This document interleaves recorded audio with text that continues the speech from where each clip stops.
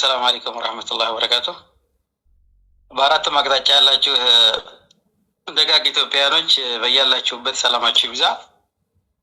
ባጭሩ እኔ መሐመድ አብዱራህማን ነኝ ማባፍናን።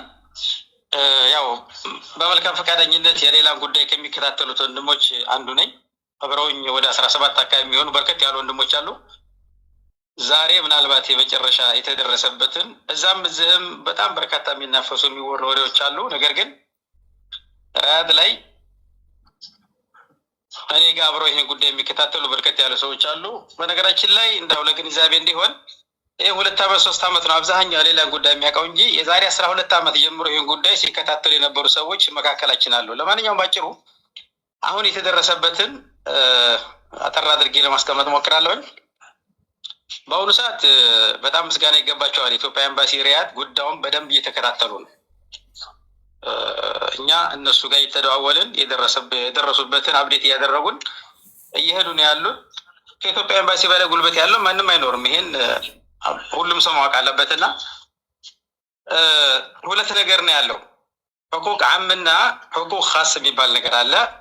ያው እንደምታውቁት ብሩ በአጠቃላይ ከኢትዮጵያ ንግድ ባንክ ከሀገር ቤት ሳውዲ አረቢያ ሪያድ ኢትዮጵያ ኤምባሲ ትራንስፈር ተደርጎ ኢትዮጵያ ኤምባሲ መድረስ ላለበት አካል አድርሶ ለሟች ቤተሰብ ገንዘቡ ተከፍሏል። ስለዚህ ያም ከተከፈለ አመት ከ2 ወር ከ3 ወር አካባቢ ሆኖታል። ሕቁቅ ኻስ የሚባለው የሟች ቤተሰብ ሌላን የሚፈልግበት አንዳችም ነገር የለም።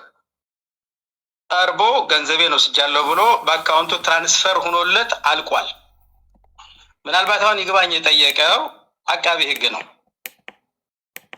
ስለዚህ ጉዳዩ የተዛዛ ሲመጣ ክቡር አምባሳደር ራሳቸው ናቸው የእሷን ጉዳይ የሳውዲ ውጭ ጉዳይ ሚኒስቴር ሄደው የዚች የልጅ ጉዳይ ምን ደረሰ፣ የደም ካሳው ከተከፈለ አመት ከ2 ወር አካባቢ ሆነው ብለው በስነ ስርዓት የሳውዲ ውጭ ጉዳይ ሚኒስቴር ሄደው ደብዳቤ ጽፈው ጠይቀው እነሱ ደግሞ የሳውዲ ውጭ ጉዳይ ሚኒስቴር ለከፍተኛ ፍርድ ቤት ደብዳቤ ጽፎ ከፍተኛ ፍርድ ቤቱ መልስ ሰጥቷል። አሁን ውጭ ጉዳይ ሚኒስቴር ነው ያለው የሳውዲ ውጭ ጉዳይ ሚኒስቴር እና ያንን ለመስማት አሁን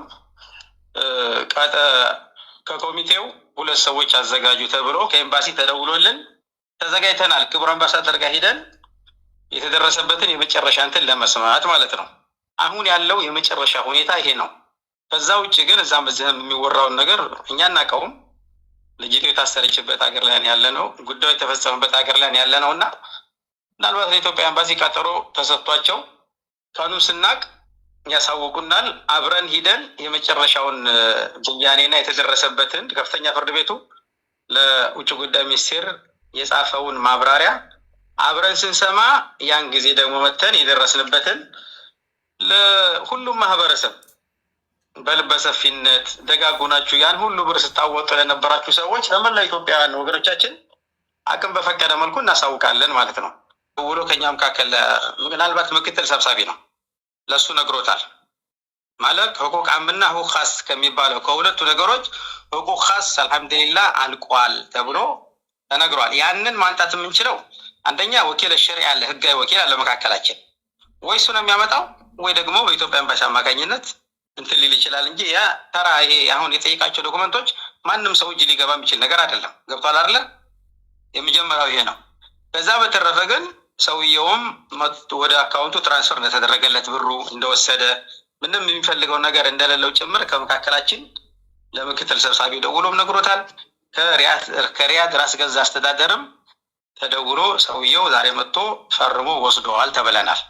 ከዛ በተረፈ ሰኩን ምናልባት ህጋዊ ሂደት ከተካሄደ ማንጣት ይቻላል። አሁን ግን እኛ ጉዳዩ ከኛ የበለጠ እዚህ ሀገር ላይ ጉልበት ያለው ከኢትዮጵያ ኤምባሲ ማንም እንደውም እኛ ጠበቃ ለመያዝ ሁሉ ተነጋግረን ነበር። ግን ጉዳዩ ጫፍ እየደረሰ ስለሆነ እኛ ራሳችን ይዘዋለን ብለው ኢትዮጵያ ኤምባሲ በደንብ እየሰሩ ነው። አላህ በሚያውቀው ይሄ የሰው ህይወት ነው የጠፋው። እንደ ቀላል እንዳትመለከቱት። ኢትዮጵያ አይደለም ሳውዲ አረቢያ ነው። የሰው ህይወት በጣም ክብር ያለበት ሀገር ነው። ምንም እቺ ልጅ የራሳችን ወገን ብትሆንም ሌላም ወገን በዙ ስለዚህ ገባኝ